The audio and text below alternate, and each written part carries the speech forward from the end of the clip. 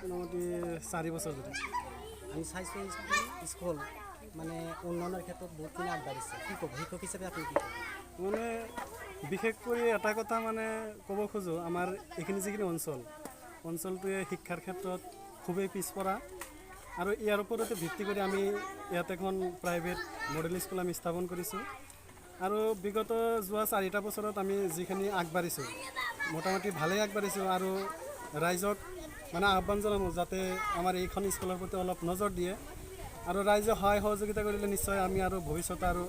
ভাল কৰি আগবাঢ়ি যাব পাৰিম আৰু ছাত্ৰ ছাত্ৰীসকলক লৈ আমি সুন্দৰ এটা ভৱিষ্যত গঢ় দিয়াৰ এটা সংকল্প লৈছোঁ আৰু এইখিনিতে আমি যোৱা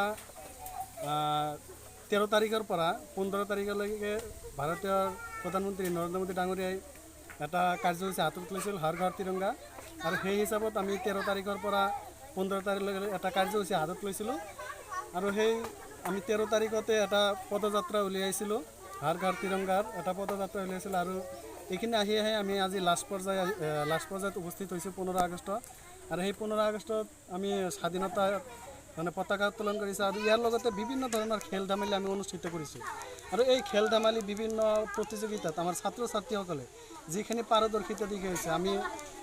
খুব আশাবাদী আৰু সন্তুষ্ট হৈছোঁ যাতে আমাৰ এটা আশা আছে যে ছাত্ৰ ছাত্ৰীয়ে এইবুলি আমাক মানে যিখিনি সন্তুষ্ট কৰিছে ভৱিষ্যতে আৰু সন্তুষ্ট কৰিব। কিমান কোন ক্লাছৰ পৰা কোন ক্লাছলৈকে? অংকুৰ শ্ৰেণীৰ পৰা 5ম শ্ৰেণীলৈকে সৰু সৰু ল'ৰা ছোৱালী মানে যিখিনি পাৰফৰ্মেঞ্চ কৰিছে আমাৰ এই খেল ধেমালিত মানে আমি সন্তুষ্ট আৰু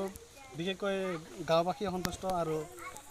মই এই অঞ্চলবাসীক এটাই আহ্বান জনাম আমাৰ এইখন স্কুলৰ প্ৰতি অলপ সহায় সহযোগিতা আৰু সুদৃষ্টি যাতে কৰে